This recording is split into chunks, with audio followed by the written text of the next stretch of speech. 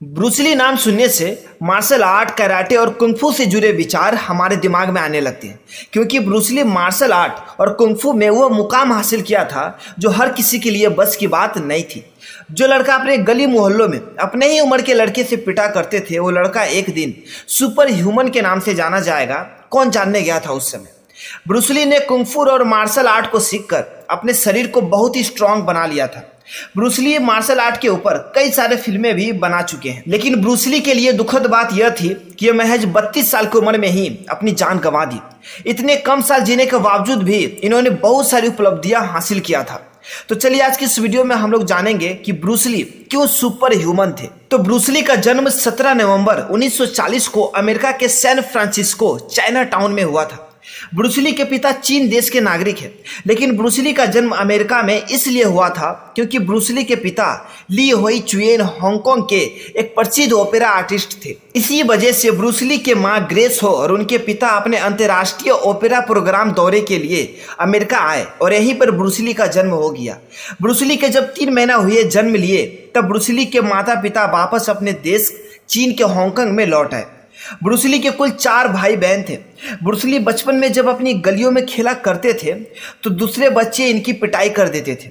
बचाव के लिए उन्होंने कुछ मित्रों को मिलाकर एक गैंग बना लिया। गैंग के बाकी बच्चे भी उनके जैसे ही थे।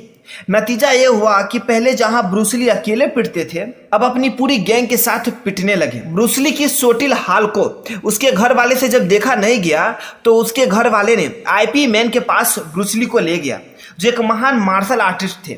आईपी मैन से ब्रूसली ने मार्शल आर्ट्स की अच्छे से हर एक चीज को सीखी और सीखने के बाद कुछ ही दिनों में वो मोहल्ले के जाने माने गुंडे बन गए, क्योंकि ब्रूसली मार्शल आर्ट सीखने के बाद कई लोगों से झगड़ने और मारपीट करने लगे। हद से ज्यादा ब्रूसली के लड़ाई झगड़े देख इनके माता पिता ने इन्हें इनकी बड़ी बहन एग्नेस ली के साथ रहने के लिए संयुक्त राज्य अमेरिका भेजने का फैसला किया, जो पहले से ही सैन फ्रांसिस्को में पारिवारिक मित्रों के साथ रह रही थी। अमेरिका में जाने के बाद ब्रूसली ने अपने प्रारंभिक पढ़ाई को खत्म करने के बाद 1961 में वाशिंगटन विश्वविद्यालय में एडमिशन करवाया और नाटकीय कला, मनोविज्ञान और भी कई अन्य विषयों का अध्ययन किया। बट ब्रूसली को पढ़ाई से ज्यादा मार्शल आर्ट में ध्यान रहता था, तो इसी वजह इन्होंने बीच में ही अपने कॉलेज की पढ़ाई को छोड़ दी और अमेरिका में ही अपना खुद का एक मार्शल आर्ट स्कूल खोला, जिसका नाम ली जून फेन गुंग-फू इंस्टीट्यूट था। और फिर 1964 में ऑकलैंड के एक प्रसिद्ध मार्शल आर्ट के गुरु जेम्स ली के साथ रहने के लिए ऑकलैंड चले गए। जेम्स ली ब्रूसली से 20 साल सीनियर थे और क्षेत्र के जाने माने मार्शल आर्टिस्ट थे। दोनों साथ में उन्होंने ऑकलैंड में दूसरे जून फैन मार्शल आर्ट स्टूडियो की स्थापना की। जेम्स ली ब्रूसली को एक अमेरिकी मार्शल आर्टिस्ट एड पार्कर से मिलवाया और एड पार्कर ने 1964 में Long Beach international karate championship में हिस्सा लेने के लिए ब्रूसली को आमंत्रण किया। और फिर उसके बाद दुनिया ने पहली बार ब्रूसली को इस चैंपियनशिप में 2 अद्भुत चीजों को करते देखा। पहला 2 उंगलियों में पुशअप करता देखा और दूसरा 1 इंच मुक्का का प्रदर्शन करता देखा।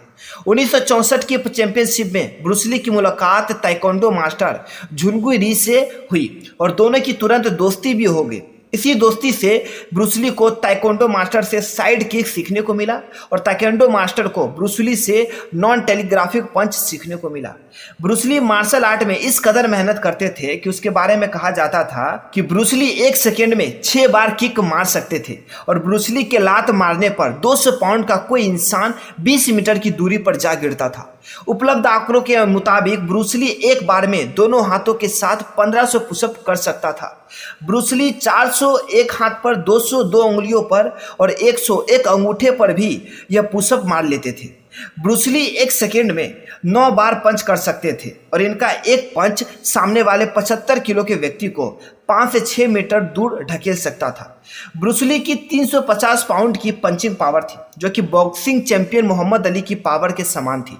यहाँ पर हैरान करने वाली बात यह है कि ब्रूसली का वजन मात्र 130 पाउंड्स का था, जबकि मोहम्मद अली का वजन 260 का था। ब्रूसली की इस मार्शल आर्ट की कला को देख काफी लोग इनके दीवाने होने लग गए। यहीं से ब्रूसली को सुपर ह्यूमन का नाम लोगों ने दे दिया और ये धीरे धीरे पॉपुलर भी हो रहे थे। तो इसी वजह से हॉलीवुड के निर्देशकों की नज़र में आ गए, जिसके बाद उन्हें TV serial the green hornet में काम करने का मौका मिला। यह शो 1966 से 1967 तक चला तथा इसमें कुल 25 एपिसोड थे। इसके बाद 1967 से 1969 के दौरान उन्हें कई टीवी सीरियलों में मेहमान के तौर पर बुलाया जाने लगा, जिनमें से आयरन साइड, हियर किस में दी ब्राइड्स और ब्लोन डाई जैसे शो शामिल है। ब्रूस ली के पिता जो कि एक हांगकांग के जाने माने ओपेरा स्टार और फिल्मी दुनिया से जुड़े हुए थे, तो इसलिए उनके फिल्मी जगत में बहुत अधिक संपर्क थे।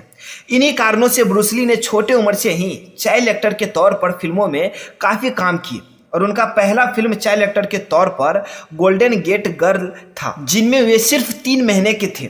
ब्रूस ली 18 वर्ष की उम्र तक लगभग 20 फिल्मों में चाइल्ड एक्टर के तौर पर काम कर चुके थे। ब्रूस ली जिस तरह से चाहते थे कि हॉलीवुड में काम करने के लिए फिल्में मिले, उस तरह से ना मिल पाने के कारण वह अमेरिका से हांगकांग आ गए और जैसे ही हांगकांग आए तो उसने देखा कि कई सारे पोस्टर इसके लगे हुए हैं और ये पोस्टर इस वजह से लगे थे क्योंकि उन्होंने हॉलीवुड में कुछ टीवी सीरियल शो में काम कर चुके थे, जिससे इन्हें थोड़ी बहुत पॉपुलैरिटी मिल गई थी। तो इसी पॉपुलैरिटी को देख हांगकांग में इन्हें कुछ फिल्में मिले काम करने के लिए, जो 1971 में आई फिल्म द बिग बॉस, जो पूरे एशिया में बॉक्स ऑफिस पर जबरदस्त सफल साबित हुई और उन्हें स्टारडम तक पहुंचा दिया। फिर 1972 में फिल्म फिस्ट ऑफ फ्यूरी आई। ये फिल्म भी काफी हिट रही। फिल्म हिट होते देख ब्रूस ली ने खुद की ही एक फिल्म प्रोडक्शन की कंपनी बना ली, जिसका नाम रखा कॉनकॉर्ड प्रोडक्शन। अब ब्रूस ली की जो अगली film I the way of the dragon, इस फिल्म में ये खुद ही एक्टर, प्रोड्यूसर, डायरेक्टर और राइटर बने थे। ये फिल्म भी बॉक्स ऑफिस पर काफी हिट रही और ब्रूस ली की ये सभी फिल्म मार्शल आर्ट के ऊपर बनाया गया था। इन सभी मूवी को हिट देखकर हॉलीवुड वाले अब चाहते थे कि अब ब्रूस ली के साथ फिल्में बनाएं, तो फिल्में बनाई गई इंटर द ड्रैगन। ये फिल्म के रिलीज से ठीक 6 दिन पहले ही ब्रूस ली की मौत हो गई और जब ये फिल्म रिलीज हुई तो ब्रूस ली के सबसे ज्यादा कमाई करने वाली मूवी बन गई। ब्रूस ली के मर जाने के बाद 3 और फिल्में रिलीज हुई जो पहले शूटिंग हो चुकी थी और एक फिल्म में इनके रियल ताबूत को भी दिखाया गया था एक सीन में, जिनमें मरा हुआ शरीर रहता है। ब्रूस ली के मौत का कारण बना था पानी, क्योंकि ब्रूस ली अपने शरीर से पसीना निकलने वाली ग्रंथि को सर्जरी करके हटवा दी थी, जिससे उन्हें पसीना नहीं निकलता था और ब्रूस ली अपने शरीर को इतना ज्यादा खटवाता था मार्शल आर्ट की प्रैक्टिस के लिए कि उसे अधिक प्यास लगने लगता था और वे पानी भी अधिक पीता। लेकिन ब्रूस ली कहते थे कि गांजे और अल्कोहल जैसे ड्रग्स इस्तेमाल करने की वजह से उनका किडनी आधा खराब हो चुका था, जिसके वजह से उसकी किडनी ठीक से पानी का बॉडी में मेंटेन नहीं कर पा रही थी, जिससे उनके शरीर में पानी भर गया था। सही से बॉडी में पानी मेंटेन नहीं होने के कारण उनके दिमाग में सूजन आ गई। ऐसा होने के कुछ ही घंटों बाद ब्रूस ली ने 20 जुलाई 1973 में महज 32 साल की उम्र में दम तोड़ दिया। आज के सुपरस्टार जैकी चैन उस जमाने में ब्रूस ली की फिल्मों में बतौर स्टंटमैन के रूप में काम करते थे।